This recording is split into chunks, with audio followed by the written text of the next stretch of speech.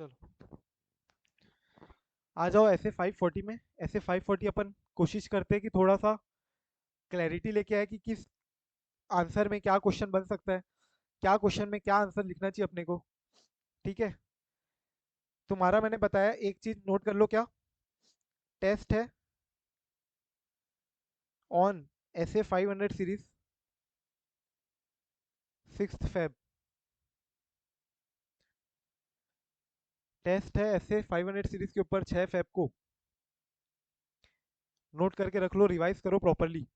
Plus इसके अलावा मैंने बताया अपन थोड़े से शेड्यूल से पीछे चल रहे हैं, तो आज तुमको मैं होमवर्क दे रहा हूँ 600 और 610 का। एक बार अपन एक बार इसको कल फिर से, कल यानी बाद में जब अपन इंटरनल ऑडिट चैप्टर करेंगे, 610 जब अपन इंटरनल ऑडिट चैप्टर करेंगे तो एक बार अपन इसको भी वापस से रिवाइज करेंगे थोड़ा सा। और 600 में अपन जब कंसोलिडेटेड फाइनेंशियल स्टेटमेंट मतलब ग्रुप ऑडिट जो अपना एक चैप्टर है, ठीक है, group financial statements, group audit, तो वो वाले चैप्टर में थोड़ा सा ये 600 का काम आएगा। छोटा छोटा स्टैंडर्ड है एकदम। ऐसे 600 और ऐसे 610 कुल मिला के 100 घंटे का होगा। ये एक बार आज तुमको करके आना है, 600 और 610 भी। ठीक है, अपन अभी अब करेंगे क्या, ऐसे 540 क्विकली कोशिश करेंगे एक बार इंपॉर्टेंट क्वेश्चंस को देखने में कि क्या गड़बड़ी हो सकती है, तुम लोग क्या क्वेश्चन को क्या समझ सकते हो। तो सिंपल है, सबसे पहले तो अकाउंटिंग एस्टीमेट का मीनिंग मीनिंग बताया हुआ है, अभी मैं कॉन्सेप्चुअली यहाँ पे डिस्कशन नहीं करूंगा। टेस्ट भी है, टेस्ट तो है, परसों है ना टेस्ट, टेस्ट परसों है। 1 घंटा और देना बस तुमको, संडे आज सतीश, संडे मनाओ बढ़िया ऑडिट संग।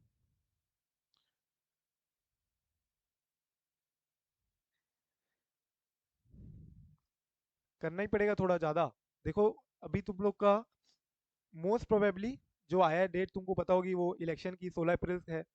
तो पिछले बार जैसे डेट देखे होंगे तो 11 अप्रैल से चालू हुआ था इलेक्शन, और करीब करीब 19 मई तक चला था, 19 मई तक।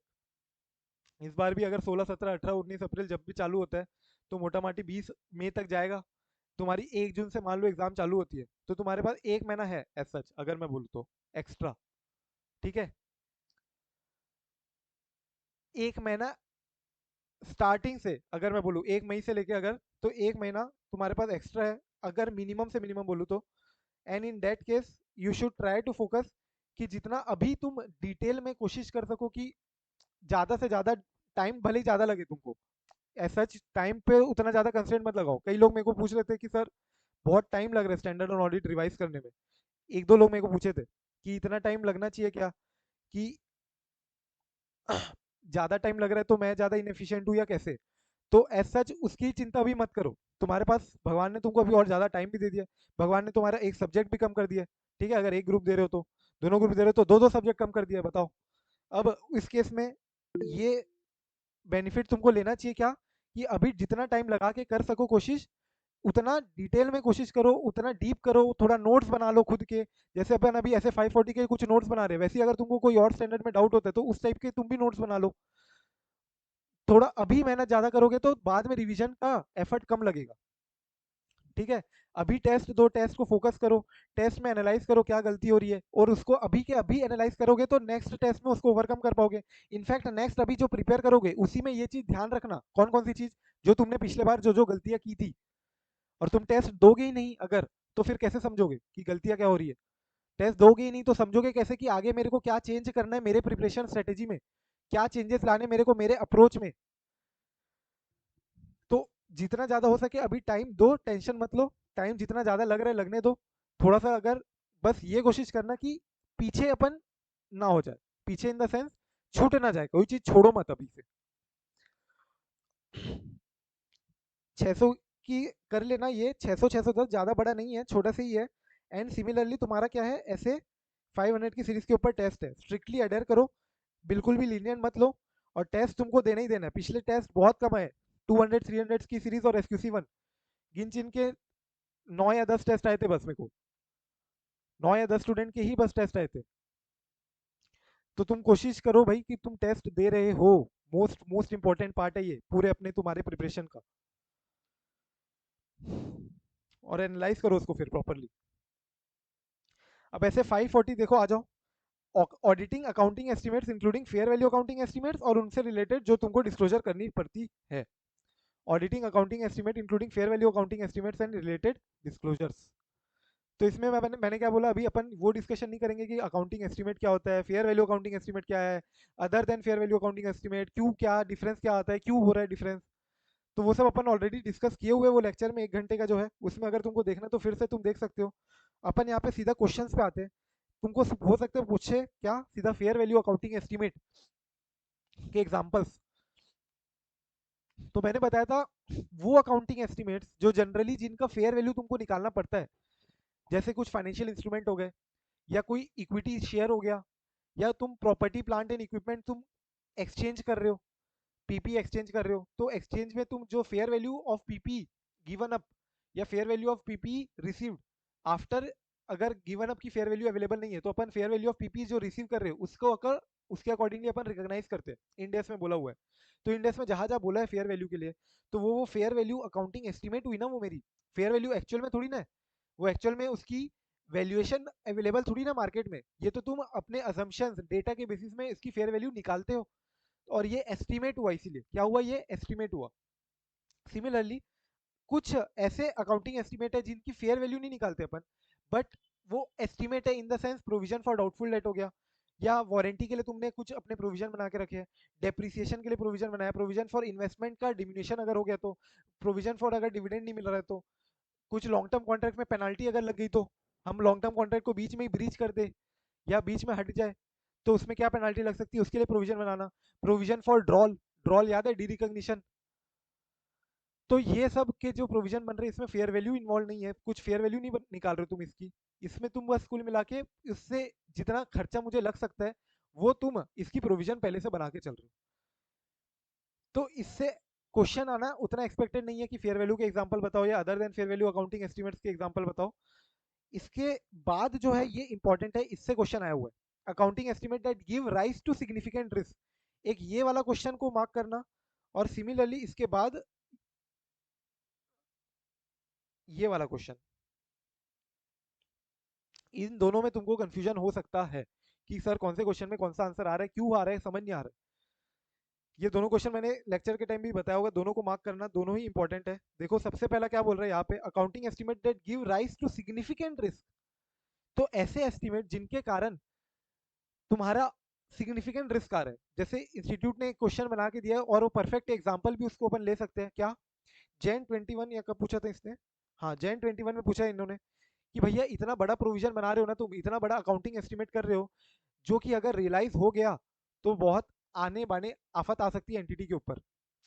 तो ये जो बिजनेस रेवेन्यू के ऊपर क्या हुआ था, ये टेलीकॉम सेक्टर में तुमको ही पता होगा, वोडाफोन और इनका जो केस चल रहा था, तो इसमें ये जो मांग रहे थे क्या, तुम्हारा additional over and above revenue के ऊपर जो तुम्हारा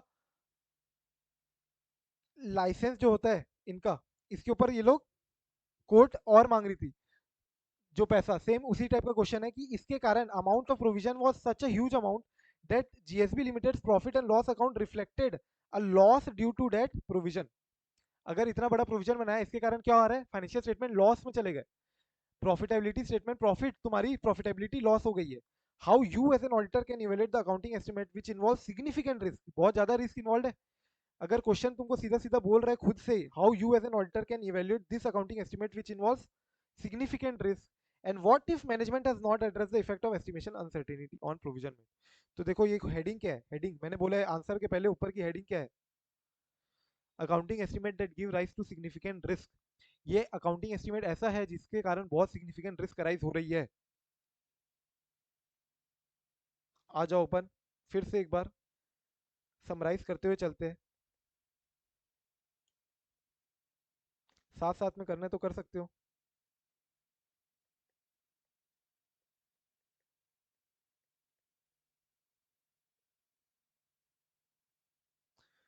सबसे पहला कौन सा है तुम्हारा, accounting estimates that give rise to significant risk.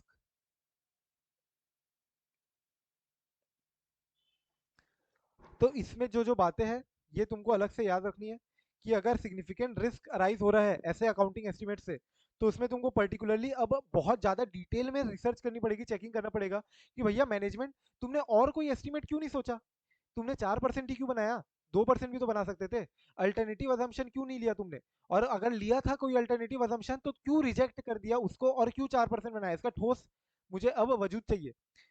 How management has considered alternative assumptions, management ने अल्टरनेटिव अजम्पशंस कंसिडर किए ना, आउटकम कंसिडर किए ना कि इसके कारण क्या आउटकम आ सकता है, and why it has rejected them, और management has otherwise addressed estimation uncertainty, ये जो एस्टिमेट तुमने बनाया है ये कितना सर्टेन है कितना अनसर्टेन है, अनसर्टेनिटी को एड्रेस करना बहुत बहुत इंपॉर्टेंट है। यहाँ पे यही क्वेश्चन में भी बोला है कि what if management has not address the effect of the estimation uncertainty, अगर मैनेजमेंट ने effect of the estimation uncertainty address नहीं किया तो फिर ऐसे 540 का कंप्लायंस नहीं होगा। इसलिए तुमको ऐसे 540 का ये पूरे पूरे पॉइंट्स बोलने हैं कि सिग्निफिकेंट रिस्क अराइज हो रही है तो उस केस में तुमको एस्टिमेशन अनसर्टेनिटी एड्रेस किया कि नहीं, और अल्टरनेटिव अजम्पशन सोचा था कि नहीं सोचा था, आउटकम क्या क्या आ सकते हैं ये सोचा था कि नहीं सोचा था, और क्यों रिजेक्ट किया, क्या क्या अजम्पशन लिए तुमने, ये अजम्पशन रीजनेबल थे क्या ये रीजनेबल थे, तुम्हारे इंटेंशन जो है तुम्हारा इंटेंशन वैलिड है ना। तो देखोगे तो assumptions whether these are reasonable, where relevant to the reasonableness of the significant assumptions, management's intent to carry out specific course of action and its ability to do so, क्या management का intention क्या है कि इसके ऊपर जो provision बना रहे क्या वाकई में मैनेजमेंट बाद में खर्चा रिकॉर्ड करने वाली है, क्या प्रोविजन लाइबिलिटी बना रहे हो तो वाकई में क्या प्रोविजन काम आने वाला है, क्या इंटेंशन क्या है, carry out specific course of action, reasonableness of the assumption, assumption कितना रीजनेबल है, एंड अगर मैनेजमेंट इसको एडिक्वेटली एड्रेस नहीं करती है किसको, अगर एस्टिमेशन अनसर्टेनिटी को, तो ये फोर्थ पॉइंट यही तो है इसका आंसर, यही तो आंसर है कि अगर एस्टिमेशन अनसर्टेनिटी एड्रेस नहीं करती है तो accounting estimate that give rise to significant risk auditor shall if considered necessary develop a range with evaluate to reasonableness of the accounting estimate, तो एक रेंज डेवलप करना पड़ेगा तुमको, 4% नहीं बोलना पड़ेगा, तुम फिर अब बोलोगे 3% से लेके 5% तक का मैं बनाऊंगा, एक रेंज डेवलप करोगे, अगर मैं अनसर्टिनिटी को एड्रेस नहीं कर रहा हूँ तो तुम फिर उसको मिटिगेट कैसे कर सकते हो, एक रेंज बना के कर सकते हो। तो ये पॉइंट्स तुम सोचो एक बार, दिमाग में लाओ कि ये क्वेश्चन मांग क्या रहा है और ये आंसर है क्यों, इस क्वेश्चन का यही क्यों आंसर है, भैया सिग्निफिकेंट रिस्क है, बहुत ज्यादा रिस्क है, तो तुमको डिटेल में जाके देखना पड़ेगा अजम्पशन रीजनेबल है कि नहीं, तुमने कोई और अल्टरनेटिव अजम्पशन सोचा था, कोई और अल्टरनेटिव आउटकम सोचा था, क्यों रिजेक्ट क्यों कर दिया उसको, यही क्यों लिया तुमने, सिग्निफिकेंट है ना, आखिरकार तुम्हारे फाइनेंशियल पूरा हिट हो रहा है इस पे। फिर अगर क्वेश्चन पूछा था कि अगर तुमने एस्टिमेशन अनसर्टिनिटी एड्रेस की कि नहीं की, एस्टिमेशन अनसर्टिनिटी एड्रेस नहीं की तो फिर तुमको क्या करना है, रेंज डेवलप करना है। तो ये एक आंसर आता है तुम्हारा कि accounting estimate that give rise to significant risk, that give rise to significant risk. Similarly ये क्वेश्चन और आता है तुम्हारा कि how do you obtain an understanding of the risk of material misstatement in order to identify the ROMM for accounting estimate, या इसका एक और एग्जाम में क्वेश्चन पूछा हुआ है कि तुमने रॉमम को रिड्यूस कैसे करोगे when you observe certain material financial statement assertion based on accounting estimate। तो एकदम सिंपल सी अगर मैं बात बोलूं तो इसमें अब ये वाला आंसर क्यों आ रहा है, देखो हेडिंग ये थे, हेडिंग क्या थी, how to obtain an understanding of the following in order to identify and assess the risk of material misstatement, main M क्या है अपना ये यहाँ पे, अपन को रॉमम आइडेंटिफाई करना है और असेस करना है, पर्टिकुलरली जब अकाउंटिंग एस्टिमेट्स इन्वॉल्व हो, जहां पे अकाउंटिंग एस्टिमेट्स बोल दिया मतलब ऐसे 540 तो ट्रिगर हो गया तुम्हारा, बात समझो, ऐसे 540 तो ट्रिगर हो ही गया। अब रही बात कहाँ है, इतने सारे टॉपिक्स थे उसमें से कौन सा आंसर याद आना चाहिए तुमको, तो अकाउंटिंग एस्टिमेट्स में कहाँ पे बात हो रही थी risk of material misstatement identify और असेस करने की, यहाँ पे, तो तुमको ये आंसर याद आना चाहिए। फिर अब वो भले तुमको घुमा के पूछे क्या कि तुम रिस्क ऑफ मटेरियल मिसस्टेटमेंट को मिनिमाइज कैसे करोगे, कैसे करोगे मतलब पहले मैं आइडेंटिफाई करूंगा असेस करूंगा तभी तो मिनिमाइज कर पाऊंगा, तो रॉमम से रिलेटेड पॉइंट आ गया ना, मतलब तुमको यहाँ पे आ जाना चाहिए, तुम्हारा दिमाग घंटी बज जानी चाहिए, इंपॉर्टेंट है ये बात। समझ में आ रहा है कि नहीं मैं किस जगह पे फोकस कर रहा हूँ, मैं लेक्चर वो जो था कॉन्सेप्चुअली मैं जा ही नहीं रहा हूँ, मैं क्वेश्चन कैसे आइडेंटिफाई करना है उसी पे डिस्कशन करो, उसी पे चर्चा करो अभी, कि क्वेश्चन की हेडिंग क्या थी, मेन हेडिंग ऐसे की है कि तुम अंडरस्टैंडिंग कैसे लोगे, कैसे तुम आइडेंटिफाई और असेस करोगे रॉमम, रॉमम कैसे आइडेंटिफाई और असेस करोगे particularly when accounting estimates are involve, और क्वेश्चन तुमको पूछा है कि तुम मिनिमाइज कैसे करोगे ROMM when you observe certain material financial statement assertion which is based on accounting estimate. Clear है, किसी को कोई डाउट है यहाँ पे भी, बोलो भाई।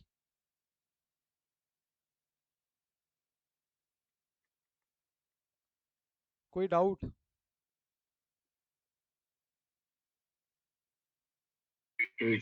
तो how do you minimise ROMM? How do you minimise ROMM when you observe certain FS assertion which is based on what?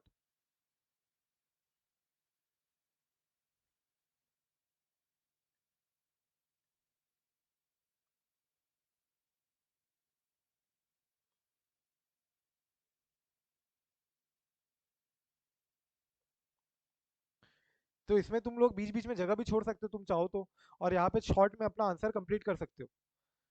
खुद लिख के टेस्ट करके देखना है, तुम खुद टेस्ट ले सकते हो यहाँ पे।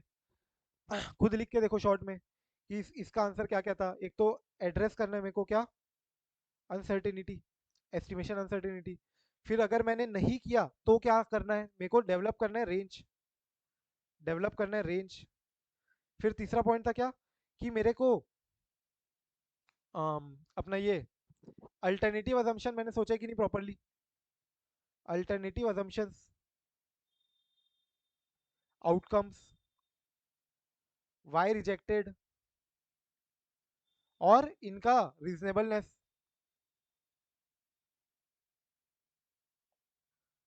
समझ में आ रहा है? तो तुम इसको प्रॉपर समराइज करते जा सकते हो एक बार, फटाफट फटाफट करते करते। इससे तुमको रिकॉल भी होते जाएंगे आंसर, और ये भी बैठते जाएगा कि कौन से क्वेश्चन में कौन सा आंसर आ रहा है। लॉजिकली सोचना एक बार, रट्टा नहीं मारना है। रट्टा तो मारना ही है तुमको, किसका, लैंग्वेज का। Accounting estimate that give rise to significant risk, ये तो रट्टा मारना ही है। बट क्यों आ रहा है आंसर इसके नीचे, ये भी तुमको सोच के चलना है। यही आंसर क्यों आ रहा है, क्योंकि सिग्निफिकेंट रिस्क है। तो बहुत सारी चीजें तुमको देखनी पड़ेगी। अब इसके बाद देखो, इसके बाद अपना कौन सा क्वेश्चन था, estimation with low estimation uncertainty, estimates with low estimation uncertainty. तो तुमको ये तो एकदम सिंपल क्वेश्चन है कि कौन कौन से ऐसे अकाउंटिंग एस्टिमेट है जहां पे एस्टिमेशन अनसर्टेनिटी लो रहेगी। तो अगर तुम्हारा मॉडल ऑलरेडी डेवलप्ड मॉडल है, वेल नोन मॉडल है, ठीक है, ऑब्जर्वेबल इनपुट्स है, और तुम्हारा क्या था, कॉम्प्लेक्स ट्रांजेक्शन नहीं है, नेचर ऑफ एंटिटी जो बिल्कुल कॉम्प्लेक्स नहीं है, इसके अलावा रूटीन ट्रांजेक्शन बोल सकते हो तुम, कि रूटीन नेचर के ट्रांजेक्शन है। तो ये सारे पॉइंट्स तुम्हारे क्या आते हैं, estimates with low estimation uncertainty. इसी के उल्टा कर दोगे तो क्या आ जाएगा, हाई एस्टिमेशन अनसर्टेनिटी। तो ये भी एक तुमको याद करने के लिए, रिकॉल करने के लिए यहाँ पे नोट करके रखो कि इससे भी एक क्वेश्चन आ सकता है अलग से, estimates with low estimation uncertainty and estimates with high estimation uncertainty.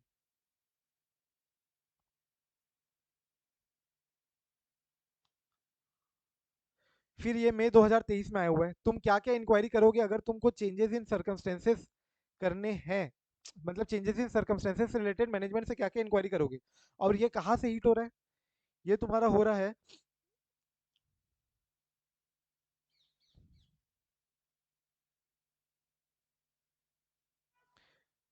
ठीक है, वो चीज इंक्लूड नहीं है, but anyway, inquiries of management about change in circumstances. तो मैनेजमेंट से इंक्वायरी करते रहना पड़ेगा ना तुमको कि भैया हालात बदल गए क्या। अगर हालात बदल गए, ट्रांजेक्शन बदल गया, अगर कोई नया टाइप का ट्रांजेक्शन है, तो उससे रिलेटेड तुमको हो सकता है कुछ एस्टिमेट बनाना पड़े, एज पर अकाउंटिंग एस्टिमेट, एज पर accounting practice policies, accounting standard तुम्हारा बोले कि तुम ये एस्टिमेट बना के चलो, ये प्रोविजन बना के चलो। तो इसके लिए तुमको मैनेजमेंट से इंक्वायरी करते रहनी चाहिए रिगार्डिंग ऑल दी सर्कमस्टेंसेस। तो ये एक अलग से क्वेश्चन हो गया तुम्हारा, inquiries with management regarding what, regarding change in circumstances.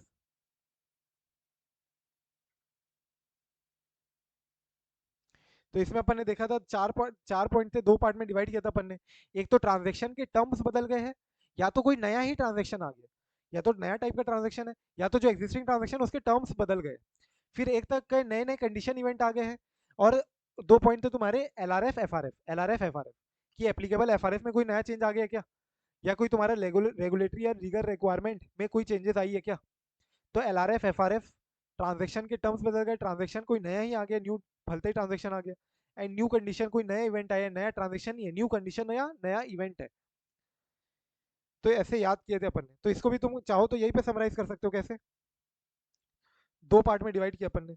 एक तो क्या, ट्रांजेक्शन, और एक तुम्हारा क्या हो गया, L R F F R F. तो एक हो गया तुम्हारा लीगल एंड रेगुलेटरी रिक्वायरमेंट, और एक हो गया तुम्हारा एफआरएफ में चेंजेस। फिर ट्रांजेक्शन में हो गया क्या, एग्जिस्टिंग ट्रांजेक्शन में टर्म्स में चेंजेस है, change in terms of transaction. And कोई न्यू टाइप ऑफ ट्रांजेक्शन में एंटर किया हो क्या, न्यू टाइप ऑफ ट्रांजेक्शन। या सिमिलरली इसी से एक और न्यू पॉइंट, इसी से रिलेटेड क्या पॉइंट था, न्यू कंडीशंस और events.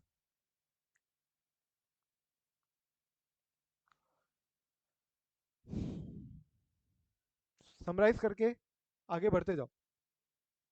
Review of outcome of accounting estimate, इस पे तो बहुत डिटेल में चर्चा किए थे अपन ने, याद है क्या, रिव्यू ऑफ अकाउंटिंग एस्टीमेट बोलो, कुछ याद है, टॉपिक क्या बोलता था, बेसिक क्रक्स क्या था इसका। हाँ, review of outcome of accounting estimates, review of outcome of accounting estimate. मैंने 2% पीएफडीडी बनाया, बेड डेट्स हो गए 10%, तो ये जो आउटकम है इसको मेरे को रिव्यू करना चाहिए कि नहीं करना चाहिए, इस पे था question. Review of accounting estimates के जो आउटकम है, याद आ रहा है कि नहीं याद आ रहा है। अच्छा, मुझे रिव्यू करना चाहिए कि नहीं करना चाहिए ये तो बताओ, रिव्यू करना चाहिए कि नहीं करना चाहिए। यस सर, करना चाहिए। क्यों करना चाहिए था। करंट ईयर के एस्टिमेट्स में मतलब थोड़ा हेल्पफुल रहेगा वो। और एक और रीजन था,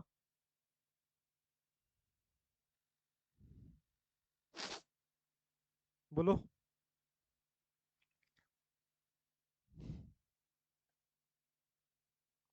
हम्म,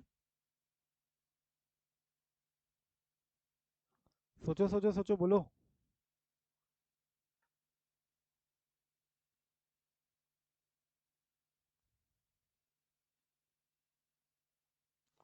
सिंपल है ना, जो डिफरेंस आएगा आउटकम का और जो प्रोविजन का, उसका रीजन क्या है वो पता करोगे। और भैया कई बार तुमको इससे पता चलेगा मैनेजमेंट की इफेक्टिवनेस कितनी है, मैनेजमेंट कितना इफेक्टिव है, जो प्रोविजन वो बनाता है क्या जनरली उसी के आसपास इर्द गिर्द ही खर्चे होते हैं क्या। मैनेजमेंट की इफेक्टिवनेस पता चलेगी तुम्हारा। अभी जो मैंने बताया, रीजंस रीजंस कि क्यों डिफरेंस क्यों आ रहा है between the outcome of the accounting estimate. और तीसरा तुम्हारे करेंट ईयर अकाउंटिंग एस्टीमेट में तुमको हेल्प हो जाएगी, करेंट ईयर अकाउंटिंग एस्टीमेट में तुमको हेल्प हो जाएगी डिटरमाइन करने में कि क्या ये रेलेवेंट है कि नहीं, रीजनेबल है कि नहीं, वैलिड है कि नहीं असम्पशंस अकाउंटिंग एस्टीमेट से रिलेटेड। तो ये एक अलग क्वेश्चन हो गया तुम्हारा। फिर ये very very important, factors influencing degree of estimation uncertainty, इसके बारे में अपन ने सोचा था क्या, कि भैया एस्टिमेशन अनसर्टेनिटी जो है वो बढ़ेगी या कम होगी, ये कौन से फैक्टर्स इसको इन्फ्लुएंस करेंगे।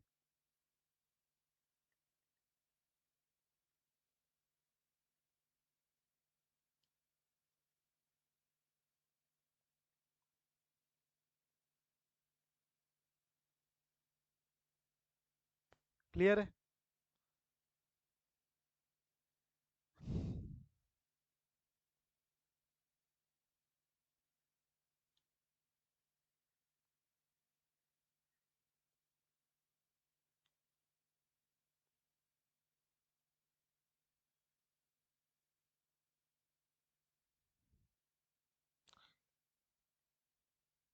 इसके बाद लास्ट वाला लिख लो, इंडिकेटर्स ऑफ पॉसिबल मैनेजमेंट बायस। तो एक बार इसको ऐसे लिख लिख के एक बार तुम लोग भी अपने एंड पे समराइज कर सकते हो। ट्विंकल, अभी थोड़ा बहुत क्लियरिटी आई क्या ऐसे 540 में, कि अभी भी जंबल्ड अप है थोड़ा, एक बार आंसर्स को तुमको रिवाइज करना पड़ेगा अपने एंड पे। हाँ सर। ठीक है कि अभी भी कुछ दिक्कत है। मैंने क्या बोला, जहाँ पे दिक्कत आई तुमको अपना पेन और कॉपी निकाल लिया करो, एक नोटबुक बना के चलो, वहाँ पे तुम अपना समराइज करते जाओ, जॉट डाउन करते जाओ, क्या क्वेश्चन आ सकता है इसका, क्या शॉर्ट में आंसर लिखो खुद से। और देन फिर उसकी लैंग्वेज को फोकस करो। एक बार तुमको सारे पॉइंट्स रिकॉल हो गए, जैसे अपने को यहाँ पे सारे पॉइंट्स रिकॉल हो गए ना, ये पांचों पॉइंट, तो पांचों पॉइंट रिकॉल हो गए, तो अब तुम लैंग्वेज पे फोकस करो थोड़ा। लैंग्वेज पे भी फोकस इक्वली इंपॉर्टेंट है। ऐसा नहीं किसी पॉइंट्स रिकॉल हो गए, मोटा मोटी कीवर्ड्स याद आ गए तो ठीक है हो गया। हाँ, कीवर्ड्स तो लिखोगे ही लिखोगे, थोड़ा बहुत लैंग्वेज को भी संभाल के चलो। ठीक है। यस। तो ऐसे 540 वापस से रिवाइज करना है तुमको, ऐसे 550 के कुछ क्वेश्चंस मैंने नहीं कराए हैं, वो तुमको कर लेना है याद से। ऐसे 550 कहा गया, ये रहा। मई 22 का ये क्वेश्चन है, बहुत अच्छा क्वेश्चन है। इसको मैंने अलग से हाईलाइट करके डाला हुआ है। मई 22 नवंबर 18 का एक क्वेश्चन है। ये दोनों जो क्वेश्चन है ना, ये थोड़े थोड़े अकाउंटिंग से रिलेटेड है। तो ये दोनों अकाउंटिंग से रिलेटेड क्वेश्चन तुम लोग एक बार ओवरव्यू कर लेना। ऊपर से सच उतने ज़्यादा इंपॉर्टेंट नहीं है, बट एमटीपी में आया हुआ है एक बार कभी एमटीपी पे। अच्छा, ये तो नवंबर 18 का एग्जाम क्वेश्चन है वैसे। तो वही एग्जाम क्वेश्चन कोई अलग से आ जाता है ना कभी कभार, इंडेक्स में पूछ लिया था इसने क्वेश्चन। और ये एमटीपी का क्वेश्चन है, तो इसको एक बार ओवरव्यू कर लेना। और मई 22 का ये क्वेश्चन देख लेना, याद से छोड़ना मत। कौन सा ऐसे 550 के बाद मिलेगा तुमको। और जिन जिन का कल मैंने जो होमवर्क दिया था, केस बेस्ड एमसीक्यू, दो दो केस बेस्ड एमसीक्यू करने दिया था शायद, जिसपे एक बृंदर सुबह क्वेश्चन पूछ रही थी फ्रॉड रिस्क फैक्टर वाला, या मोस्ट इंपॉर्टेंट रेड फ्लैग कौन सा है। तो वो वाला केस स्टडी था, और एक लास्ट वाला जो कल होमवर्क दिया था, वो भी जरूर जरूर कर लेना। प्लस तुमको ऐसे 500 से सारे एक बार क्वेश्चंस वगैरह रिवाइज करके तुमको टेस्ट देने, टेस्ट के लिए प्रिपेयर करो। ऐसे 500 की है अपनी ट्यूसडे को। ठीक है, अभी मैं तुमको तुरंत तुरंत दे रहा हूँ क्या, ऐसे 600 और 610, 1 घंटे लगेगा तुमको। फटाफट से 10:30 11 तक कंप्लीट करो उसको भी, छोड़ना मत। ठीक है, सर 580 की 580 भी करना है? 580 भी करना है, मैं उसका बता रहा हूँ तुमको। 580 भी करना है, ऐसे 580 की सीरीज। लेकिन टेस्ट में मैं नहीं पूछूंगा उसको 580 की क्वेश्चन को, बट 580 अपन करेंगे बाद में। ठीक है, ओके। टेस्ट प्लीज प्लीज सब लोग से मेरे को चाहिए टेस्ट क्वेश्चन आंसर्स। प्रिया से मेरे को अभी तक आया नहीं है शायद। ठीक है, और मधुलिका से भी शायद नहीं आया क्या। टेस्ट दो, फोकस करो, सीरियसली लो, थोड़ा ज़्यादा टाइम दो, संडे है तो अच्छे से मनाओ। कोई प्लान वान तो नहीं किसी का तुम लोग का घूमने फिरने का। कहाँ जा रहे हो आज। नहीं सर। कहीं नहीं है घूमने का प्लान। नहीं। किसी का है क्या। No sir. झूठ मत बोलो, सब पता है मुझे। सच सच बताओ। आपका क्या प्लान है सर, वीकेंड पे आप क्या करते हो? मेरा तो पेंडिंग है कुछ काम। तुम लोग का एक टेस्ट पेपर बनाना है 500 का, फिर ऑफिस का थोड़ा सा काम है, तो उसमें जाएगा आज थोड़ा। कल मीटिंग है तो।